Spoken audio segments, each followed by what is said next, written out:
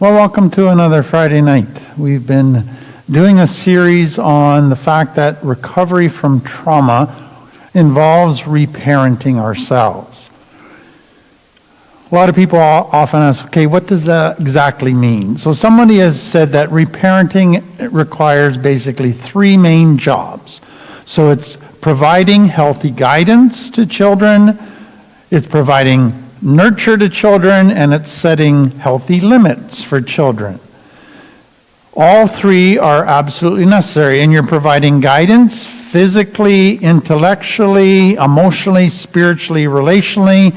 You're nurturing in those areas, and you're providing boundaries in those areas. And so what happens in complex trauma is that often those weren't taught to you. Your parents didn't provide that guidance or nurture or boundaries. And so whenever something's not provided, you are wounded by that. It hurts. And so now you have to, today, reparent yourself. You have to provide that to yourself. You have to get the guidance so that you learn how to live life. You have to learn how to nurture and meet your needs and to set healthy boundaries. So that is what reparenting is all about, providing for yourself the parenting stuff you didn't get when you were a child. So what I want to look at today is reparenting when it comes to times we get hurt. So part of parenting children is helping them to know how to deal with, resolve hurts, because they're going to get hurt. Even children in the healthiest of homes will have times of being hurt by others. That is life. In a healthy home, when a child is hurt, their parent gives them the tools, the guidance, the nurture, so that they can resolve the hurt and grow from the hurt. So the hurt doesn't become a trauma, it becomes a learning situation. In complex trauma, what happens is the child gets hurt, but they don't get the guidance or the nurture or the boundaries that they need, so the hurt never gets resolved. It remains and becomes a trauma to them. A painful, emotional thing that they can't get rid of. And so that is what requires them to go to fight, flight, or freeze, because they can't resolve the hurts and the pain is too much. So complex trauma is all about unresolved hurts. But more than that, complex trauma families inflict more hurts on the children than healthy families do. So there's more hurt to deal with that they don't have the tools or nurture to deal with that remains unresolved. But then in complex trauma families, you get hurt, but then your family often shames you for crying, for getting sad, for getting upset. And so they heap more pain on the existing hurt by heaping shame on. So it's an even more painful thing, and it all remains unresolved. So I want to come at this from a new direction that I hope will be really instructive for you, might give you more insight into yourself. So in trauma, there's fight, flight, response, okay? And if you're too little to fight and you're too little to flee, then we talk about the freeze response. But there's some new research that I think is helpful because it helps us see that there's actually some other responses. And so that's what I want to explain to you. So let me start with this. When cortisol is released in a scary event so that you have extra energy for fight or flight, the last thing that you want to do when you're in fight or flight is to sit down and socially engage with somebody and have a chat. In other words, cortisol, once released, giving the energy to fight or flight, takes away the desire for social connection, for social interaction. So here's the problem for a child in complex trauma. The people that are hurting me are the ones I need to help me. So I can't fight or flight, and I'm too little to deal with it. I don't want to freeze. I wonder if there's a way I can get the people who are hurting me to help me, because I need them right now. And so what researchers are finding is there's different strategies that develop to try and get the people who are hurting me to help me. Now, what you have to realize is you're going against the shutdown of the social interaction, and what you're saying is, I don't want you to hurt me, but I need you, so I need to interact with you socially. I need to connect with you. And so there's 3 different defensive adaptations that researchers have identified that come out of the complex trauma where you can't run away, and the very people that are hurting you, you need. So you have to figure out a way to get them to try to help you in the midst of them hurting you. So let me give you the 3 adaptations. So number 1 is what they call attach or cry for help. So what you need to understand is this is an attachment, a cry for help that comes out of desperation. So this isn't just a baby crying and saying, I need some help right now, or I need a bit of support. I'm struggling a little bit. This is a baby or a child crying in panic, crying out of desperation. If you don't help me, I'm not going to make it. If you don't help me, I am not going to survive. You are my Savior. So I am going to run to you. I am going to latch on to you. I am going to intrude into your bubble, into your world, and desperately plead with you to save me. Because I see you as the only person who can save me right now. So what you can see is there is an intensity here that comes out of a deep desperation that comes from feeling I am going to die unless you help me. So this is extreme anxious attachment stuff. So just stop and think about that. The person who's that desperate, who is intruding into your bubble, into your space, latching on, seeing you as their only Savior, their focus and their only focus is getting you to save them.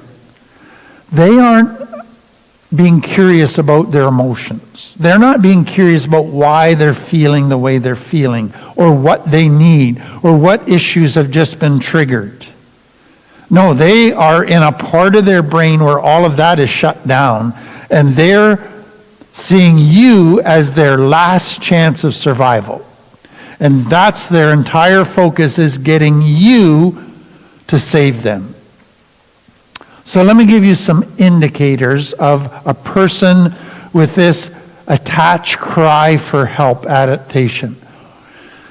This is a person, if they are in a relationship with you and they're triggered, they will give you multiple texts, multiple emails. They will phone you. They will show up at your house. They will walk right into your house, intruding into your time, into your plans, into your space, saying, I need you now. You have to talk to me. You have to help me. Or if you set time to meet with them, what you might find with this type of person, whether it's just meeting as a friend or as a counselor, is that they complain, I don't like waiting and just seeing you once a week. I need to see you more often. Or I don't like that we just meet for an hour. And they keep trying to push that, could you just give me 10 more minutes, 15 more minutes? And they keep trying to push longer and longer time together. And if you don't go along with it, then they can lash out at you. They can turn on you in a heartbeat. These people often, when they are triggered and like this, they become very childlike. There's just that desperate child look in their eye. And another characteristic is that they will often idealize you as a friend or a counselor. You're the best friend anybody could ever have. You are just so wonderful. I thank you so much for being there for me. And they praise you effusively. So I think what you can see, that if you're in a relationship with a person like this, as a friend or as a counselor or coach, it is going to be super tricky dealing with this kind of person. First thing I want you to recognize is that it's going to trigger one of two things. The first is somebody that just comes into my bubble and demands that I help them. Well, that creates in me, that's the last thing I want to do, is help you. And I want to go to the other extreme of what you want. I want to do the exact opposite of what you want. Or they need me, I need to rescue them. I need to run and drop everything and do whatever they need me to do. That's the two kind of extreme responses. Neither is healthy.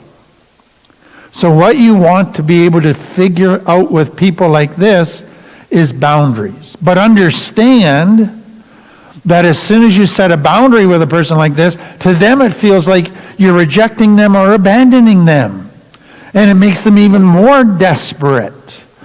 The other thing is, if you go and rescue them, they will drain you of all your energy because you're going to be doing their work for them.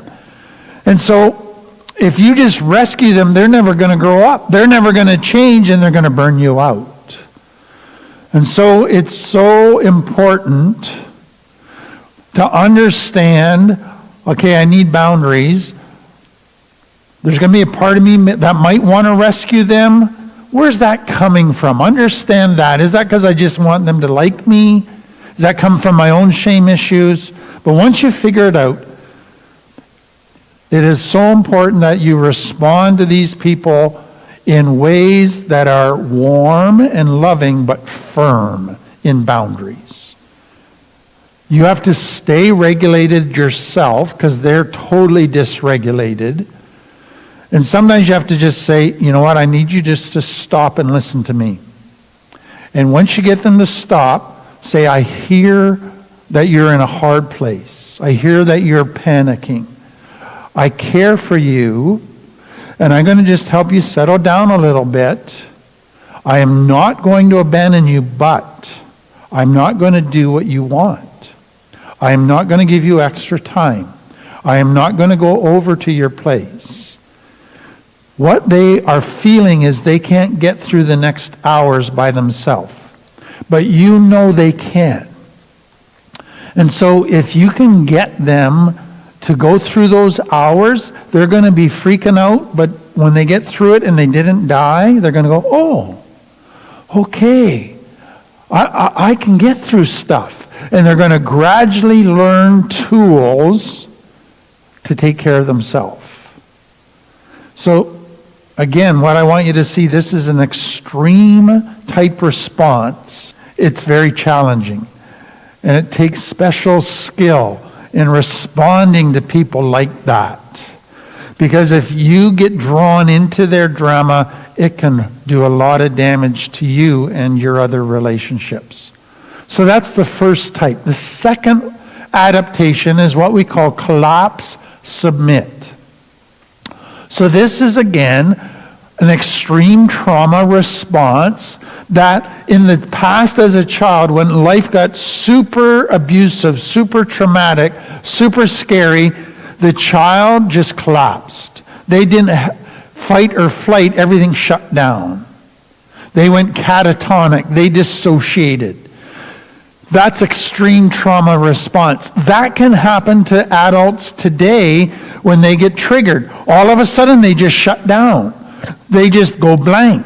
They go catatonic. They dissociate. And if you're with them in a relationship or as a counselor, they're gone. And you go, where are they? And some of them, they can't even stand. They don't have muscle strength. They just collapse in a chair. And so what is happening in that is because of the extreme trauma as a child, cortisol to fight or flight got no benefit. So the brain began to create opioids to numb the pain, endorphins to numb the pain, and then what is known as dynorphins, which took them out of their body, so they had an out-of-body experience. They became catatonic. All of it was to protect them from pain, to prepare them to get hurt. And that was what happened to them in their past. In other words, their sympathetic nervous system was taking over, but it was not protecting them, so their parasympathetic overpowered their sympathetic and said, we're shutting down. We can't handle this anymore. So this is also known as a dorsal vagal state. So when a person as an adult goes into that state where they just shut down, collapse, submit because of the stresses of life, here are some of the indicators. They would have what is known as treatment-resistant depression. They can take medication, but the depression doesn't get better. Why? Because their parasympathetic nervous system has shut everything down. They can become robotic. They walk around and they just mechanically obey people. They just do what is expected of them. Very compliant. They don't cause any trouble. Now think of an example, and I've had clients where this has happened. As a child, they were sexually abused by their father, and that they were powerless to stop. Now, at 25 and 30, their dad, if he knows that they're home alone, shows up at their door. They collapse, submit as soon as they see dad. They go into this compliant robotic state. They open the door and let their dad in and welcome him and let their dad rape them, even at 30 plus years of age. They collapse and submit the minute they're triggered. They shut down. So they have this overwhelming sense of helplessness. They feel like they can't do anything about their situation, so just give in. And so they are kind of stuck believing they are a helpless victim to do anything about it. Some of them just try to become invisible. And so they don't want to be noticed. They just want to fade into the wallpaper. Because of that, people, when they are in that collapse, submit. They are not capable of healthy relationships. They're not capable of standing up for themselves and saying, that's not right. You can't treat me that way. They don't enter into conflict. They don't do well with crisis in a relationship. They collapse, submit. And so they allow people to abuse them. And then when they're in collapse, submit, they don't want to engage and connect with people and dialogue with people and be present to people. They want to get out of there. And so they're not capable of intimate relationships. Isolation, avoiding social contact is much more meaningful and makes more sense to them. And in severe cases, some people with this collapse submit when it's triggered. They can't even take care of themselves. Their hygiene begins to suffer. They don't clean their house. Their house is a mess. They live in a dump because they are just powerless to do anything about anything. So again, you can see it's an extreme response to extreme trauma as a child, but it can still get triggered today. So all of that ongoing is people that travel through life unaware, because as soon as anything triggers sense of danger, they shut down. So if they're walking through a rough part of town and they have somebody walk up behind them and that triggers their sense of danger, instead of running, they shut down. And then they can get raped. And so they just walk into trauma after trauma because they don't respond properly to cues of danger. They shut down. And then, ongoing, they just don't feel. They start to live this zombie robotic state. So they don't feel pain, but they don't feel pleasure either. Life is just numb for them. So that's the second one. The third one is known as please and appease.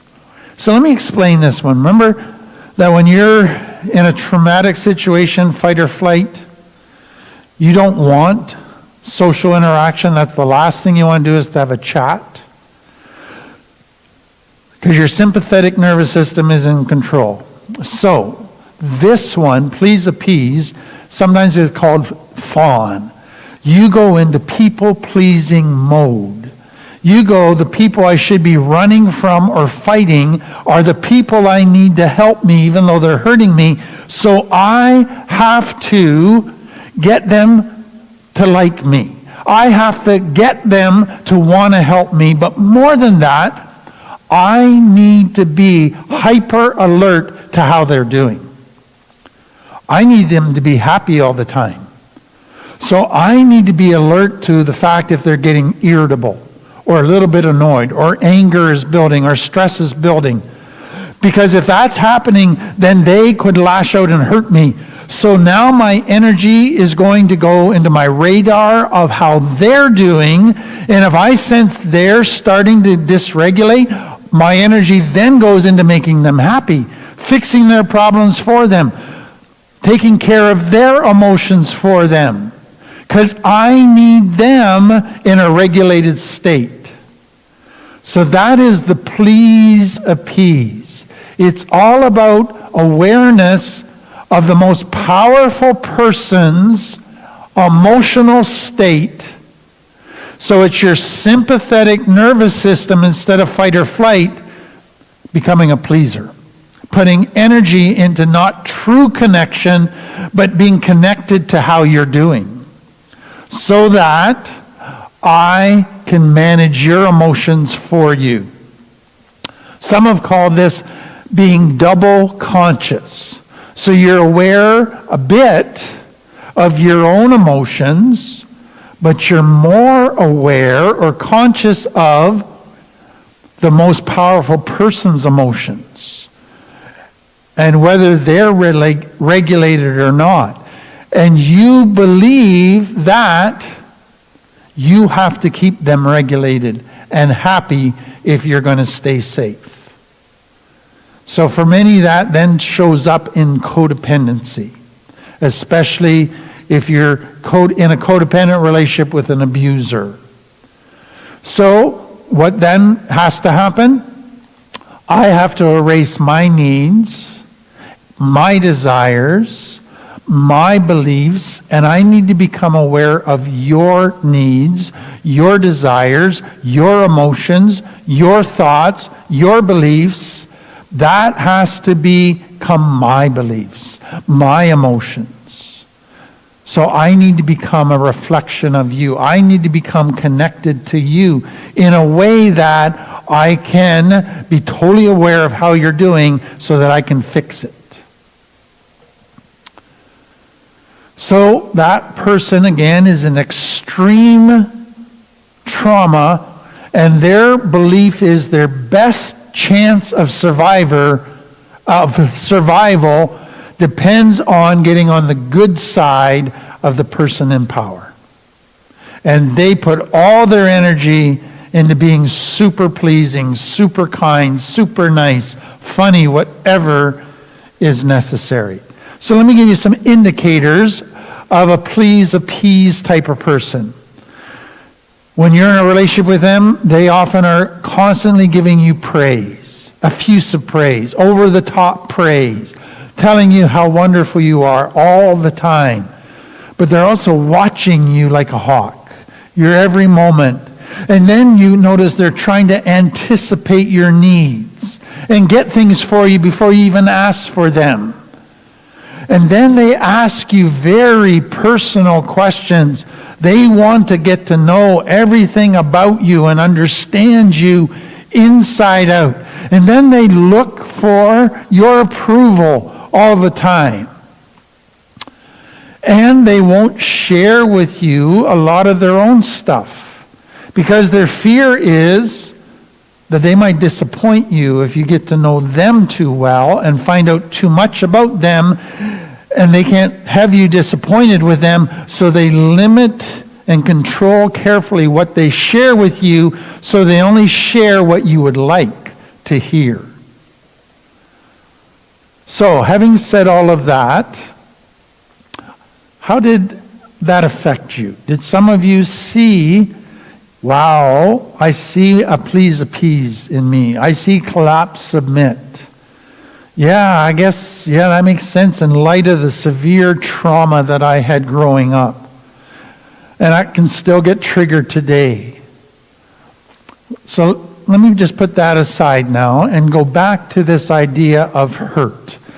So I want to train my child to deal with hurt in a healthy way, or I want to reparent myself to deal with hurt in a healthy way. Many of you growing up in complex trauma, when you were hurt, you got these responses from your parents. One, just get over it. Come on, how long are you going to cry? Get over it. Or they minimize it. It's not a big deal. Quit making such a big deal out of this. Or they deny it. That didn't happen. You're just making that up. So, hurt is not something you just get over. Understand that up front. Hurt, when deep hurt happens, we enter a process of getting over it. It takes time to get over it. It's not like flipping a switch and I'm just over it in a second. So the deeper the hurt, the longer the process.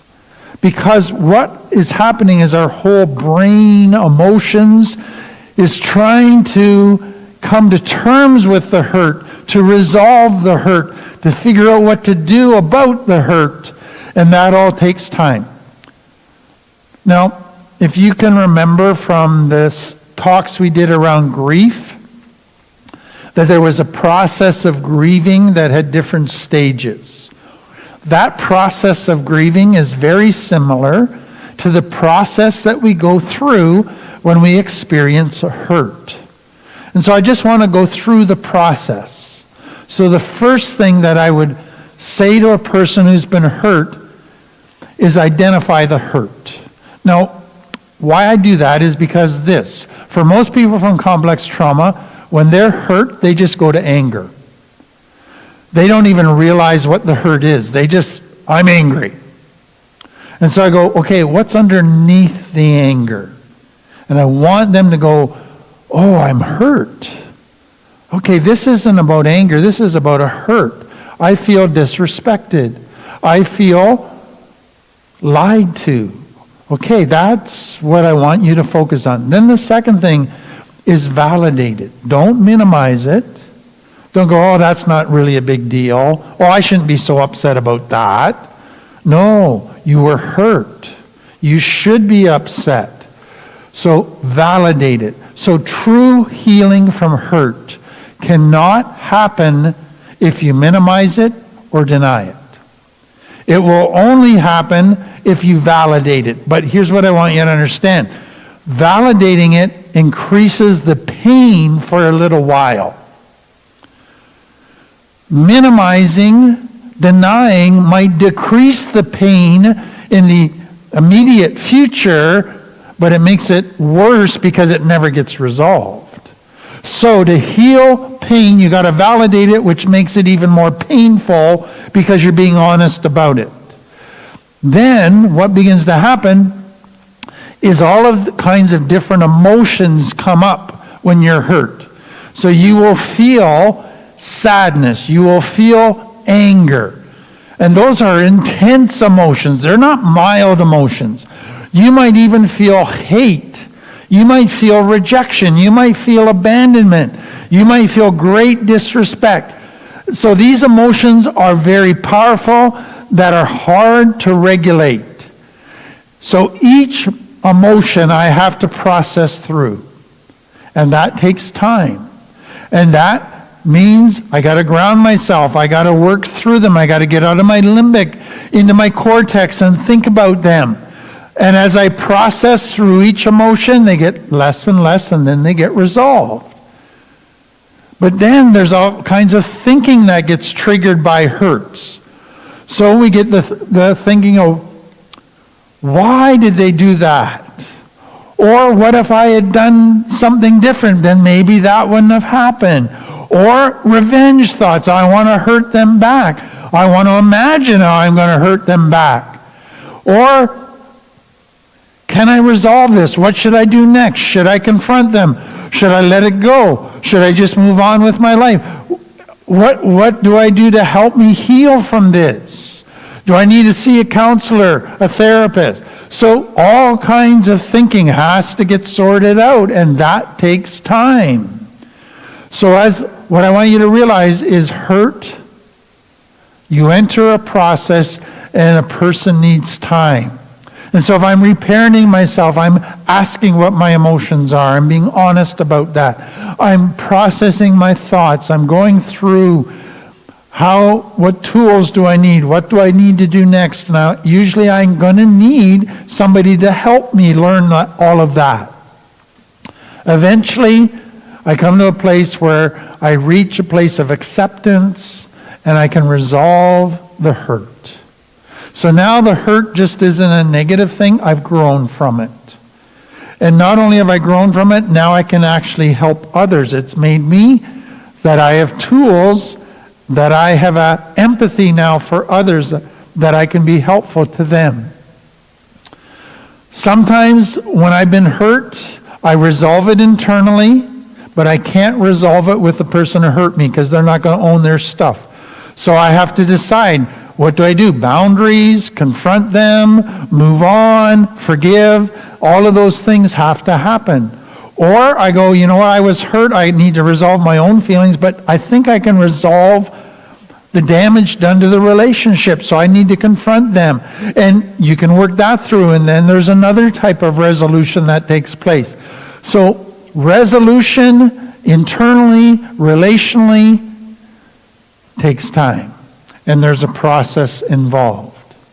So you're going to get hurt in recovery. That's life.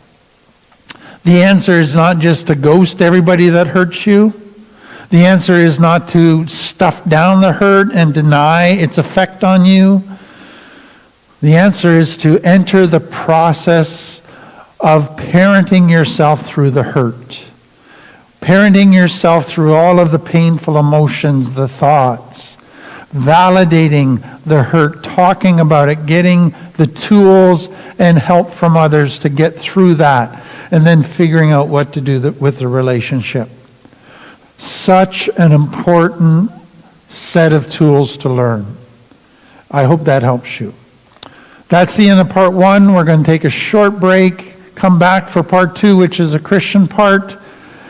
If you're not interested in that, perfectly fine. You're free to go. We'll see you next week. For everybody else, we'll be back in just a minute.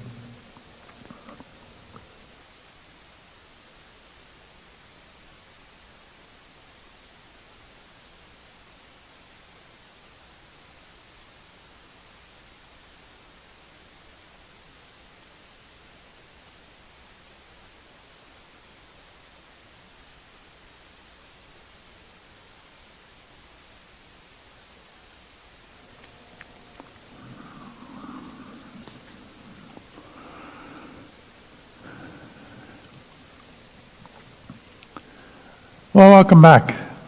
We've been looking at the life of Ruth and Naomi, two women, a mother and a daughter-in-law. They've lost basically everything. And they have gone from the country of Moab and are now moving back to where Naomi is originally from, to Israel, to the area of Bethlehem. And what I want to look at today is what they do once they get back. So let me just kind of get it started with this. Naomi and Ruth returned from Moab. The Bible says they arrived in Bethlehem in the late spring at the beginning of the barley harvest. You're going to see the importance of that in a minute. But when they get back, at first there's a great welcome. Wow, it's so good to see you, Naomi. We've missed you. Welcome back. But then I think things got a little bit frosty. Because Naomi said, don't call me Naomi anymore. Call me Mara, bitter. God has been very harsh to me. I've lost my husband. I've lost both of my sons. What that meant in that culture was, you must have done something bad to make God very angry with you because God is judging you. And so all of a sudden this warm welcome probably went to a rather frosty welcome. People are saying, whoa, we're not so glad to have you back because we think God's angry at you and more bad stuff is going to happen. And so Naomi and Ruth are immediately feeling ostracized, immediately feeling rejection and alone and unsupported. So they go back to where Naomi used to live, to the old farmhouse. Then they got to decide what to do. Now just imagine Naomi going back to the old farmhouse. The memories that would come flooding back to her of her husband, the thousands of memories with him, of her two boys. Just the pain that would stir up would just take a bad situation and make it even more painful. But they have a very, very practical problem. They need to eat. They don't have any food, and they don't have any jobs. So in that culture where men worked and women stayed home, women basically had two options if they didn't have any men to provide for them. They had two options to provide food. Number one, they could engage in prostitution, or number two, they could glean the harvest. And so that's why we're told they came back right at harvest time. And so here's what the Bible says. One day, Ruth the Moabite says to Naomi, let me go out into the harvest fields to pick up the stalks of grain. That's what gleaning was. Picking up the stalks of grain that were left behind by anyone who is kind enough to let me do it. So Naomi says, all right, my daughter, go ahead. So Ruth went out to gather grain behind the harvesters, and as it happened, she found herself working in a field that belonged to a man named Boaz, who was the relative of her father-in-law, Elimelech. Now again, I want you to understand what is going on. So in that culture, men would go out into the fields with scythes, so round-shaped big knives.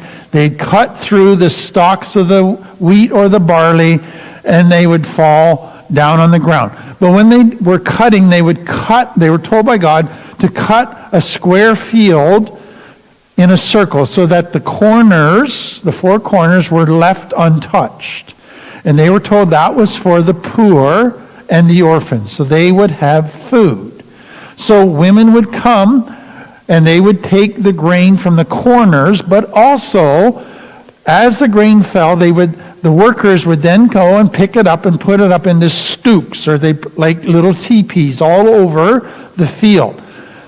They would pick up 95% of the grain, but there was always some that they would miss that would stay on the ground. So women could then follow behind and pick up these stray pieces of grain that were missed by the farmers, by the workers. So what you can imagine then is you're bent over all day picking up, walking a few more steps, getting another piece that somebody missed, a few more steps, another couple pieces, all day just to get a bit of grain.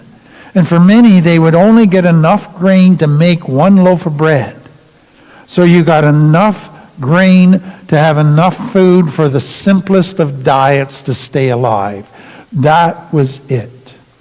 But more than that, the women who would be doing this were poor women. Women who didn't have a husband, a protector. And so the farmers and the workers who were all men, they would often see these women as free game, as somebody that they could take advantage of without any repercussions. So women would be raped. Women would be attacked by men. So it was very dangerous work. So I want you to just go to Ruth the morning that she's going to head off to glean for the first time. She wakes up, they're hungry. They have no food. She looks and she goes, okay, harvest is going to last for a few weeks. Then what are we going to do? So I'm going to do this work now. It's going to keep us alive for a couple of weeks, but then am I going to have to go to prostitution eventually? Oh, that's a haunting thought in her mind. And then she's going to go to a field, and what happens if she goes and she says to the foreman, can I glean here? He says, no way. We got enough gleaners here. And she goes, what happens if nobody allows her to glean? And she spends all day trying to get a little bit of grain, and she comes home empty-handed. That could happen. She could go to that worst-case scenario in her mind. But to her, it could be a very realistic thing. Or what happens if she goes to a field and some of the workers rape her? Like, you imagine all these haunting thoughts that are running through her mind. But she says, I got to do this. Naomi and I have to eat. So with a lot of anxiety, she heads out and she comes up to the first field, and the Bible just says it just so happens. Is it odd or is it God? The field that she picks happens to be a man who's a relative of Naomi's husband who's died. And so he knows about Ruth. So I want to read just kind of what transpires. Boaz asks his foreman, who's that young woman over there? Who does she belong to? The foreman replies, she's a young woman from Moab who came back with Naomi. She asked me this morning if she could gather grain behind the harvesters. She has been hard at work ever since, except for a few minutes to rest in the shelter. So Boaz goes over and he says to Ruth, and then I want you to notice what Boaz does. And what you're going to see is God is somehow behind this. And God is somehow going to send a message to Naomi that he still cares about her. So the first thing Boaz does is he says to Ruth, listen, my daughter, stay right here with us when you gather grain. Don't go to any other fields. You stay right behind the women working in the field. See which part of the field they're harvesting. Follow them. In other words, I'm going to take care of you. I'm going to make sure you have a place to come every day and you'll have grain. And then second thing he does, he says, I've warned the young men not to treat you roughly. I'm going to protect you. Thirdly, when you're thirsty, help yourself to the water that the foreman's drawn from the well. I'm going to make sure not only that you have grain and that you're protected sexually, but I'm going to make sure you have enough to get you through the day. So Ruth falls at his feet and thanks him warmly and says, what have I done to deserve such kindness, she asked. I'm only a foreigner. Yes, I know, Boaz replied, and you can just see a smile breaking out in his face.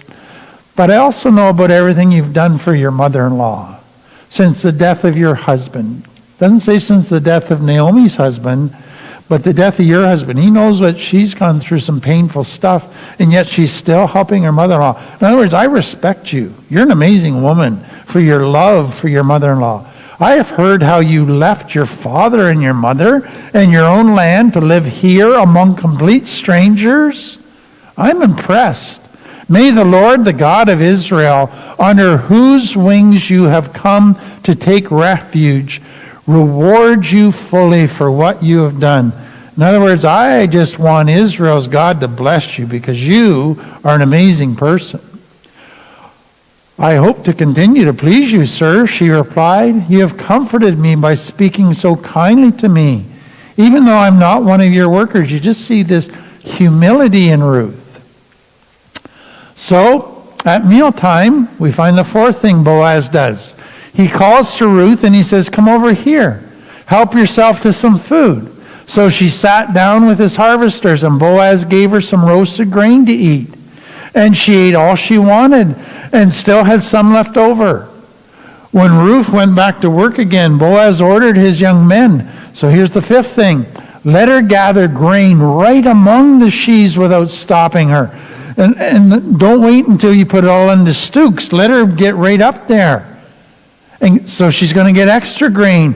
And pull out some heads of barley from the bundles you actually pick up and drop them on purpose for her. Let her pick them up and don't give her a hard time. In other words, make sure she gets lots of grain. So Ruth gathered barley there all day, and when she beat out the grain that evening, it filled an entire basket. She carried it back into town and showed it to her mother-in-law. Ruth also gave her the roasted grain that was left over from her meal. Naomi says, where did you get all this grain? People gleaning don't come home with this much grain, only a fraction of that. And so Ruth tells her how she got all this grain. And Ruth says, the man I worked with today is named Boaz. And you can imagine just the shock in Naomi. And she says, may the Lord bless him. He is showing his kindness to us as well as to your dead husband. That man is one of our closest relatives, one of our family redeemers. In other words, one of the people responsible to care for us. Then Ruth said, what's more, Boaz even told me to come back and stay with his harvesters until the entire harvest is completed. In other words, we've been taken care of for the next while. We see a shift at this point in the story. Up till now, Naomi's become this bitter, angry person. And all of a sudden, Naomi goes, God hasn't forgotten me. God somehow was part of decisions that were made that Ruth ended up at Boaz's place without even realizing who Boaz was or where his farm was. And we're taken care of. And all of a sudden Naomi begins to understand or feel again that God still loves her, and her whole mindset shifts towards God. You know, in complex trauma, I deal with people like Naomi all the time who've gone through just terrible stuff and have wondered where God is. But thankfully for most everybody, there's still those moments in recovery where stuff just happens like a coincidence that just lets them know God has not forgotten about them. God still cares. And it's through people like a Ruth and a Boaz that God shows his love, that he has not forgotten us. I hope that just encourages you. Let's pray.